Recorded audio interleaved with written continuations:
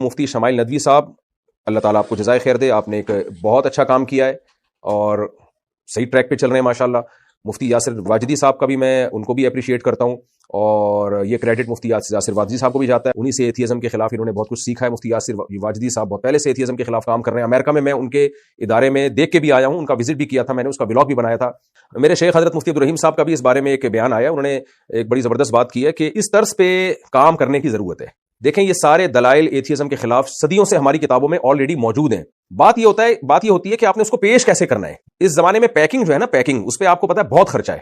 کیوں؟ پیکنگ کا مطلب کیا ہوتا ہے؟ اس چیز کو پیش کیسے کیا جا رہا ہے۔ تو الحاد کے خلاف دلائل قرآن میں بھی ہیں، حدیث میں بھی ہیں، اور صدیوں سے ہماری کتابوں میں لکھے ہوئے ہیں، اور خاص طور پہ علماء دیوبند نے تو اس پہ بہت زیادہ شاندار جاندار کام کیا ہے۔ بات یہ ہے کہ اس کو پریپریشن کر کے اس کو پبلک کے سامنے لانا کیسے ہے۔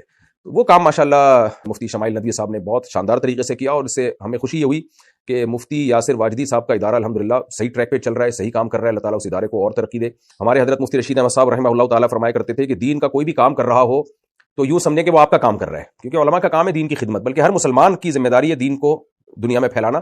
تو کوئی بھی کسی بھی شعبے میں دین کو پھیلا رہا ہے تو آپ سمجھیں کہ میرا کام ہو رہا ہے، میری پروڈکٹ بک رہی ہے۔ تو یہ مفتی شمائل ندوی صاحب نے جو کام کیا ہے، ہمارا کام کیا ہے۔ جاوید اختر تک ہماری نہ پہنچ تھی، اور پھر اس اسٹائل میں جو انداز انہوں نے اختیار کیا، یہ انداز ماشاءاللہ بہت جاندار شاندار تھا، تو ہمیں سب کو خوشی ہے اس پہ۔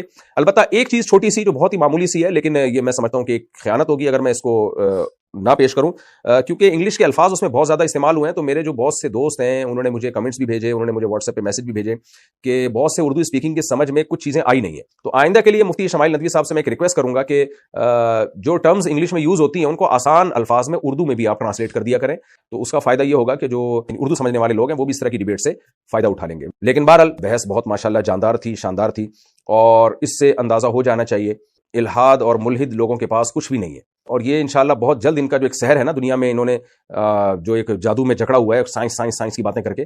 قیصر احمد راجہ صاحب بھی بہت اچھا کام کر رہے ہیں پاکستان میں، وہ بھی بہت جاندار شاندار انداز میں کام کرتے ہیں یہاں پہ، میں ان کو بھی اپریشیٹ کروں گا۔ آپ ان کی بھی ویڈیوز دیکھا کریں، یعنی عام لوگوں سے میں کہہ رہا ہوں کہ ان کی بھی ویڈیوز دیکھا کریں، کیونکہ ہماری یونیورسٹیوں میں، ہمارے اداروں میں ملحد پروفیسر پیدا ہو رہے ہیں، مذہب بیزار لوگ ہیں، آئے دن کلپ آتے رہتے ہیں لوگوں کے اوٹ پٹانگ باتیں، اور یہ سب لبادہ اڑتے ہیں سائنس کا۔ حالانکہ خدا کے وجود کے لیے کوئی راکٹ سائنس کی ضرورت نہیں ہے، 2 اور 2 4 کی طرح بہت آسانی سے خدا کا وجود سمجھ میں آ جاتا ہے، لیکن قرآن نے کہا ہے فَإِنَّهَا لَا تَعْمَى الْأَبْصَارُ وَلَكِن تَعْمَى الْقُلُوبُ الَّتِي فِي الصُّدُورِ۔ اصل میں آنکھیں اندھی نہیں ہوتی، وہ دل اندھے ہو جاتے ہیں جو سینوں میں چھپے ہوئے ہیں۔ تو اللہ تعالیٰ سے میں دعا کرتا ہوں کہ اس بحث مباحثے کی میں جو مفتی شمائل ندوی صاحب کو فتح ہوئی ہے، اللہ تعالیٰ اس کی برکتیں پوری امت کو نصیب فرمائے۔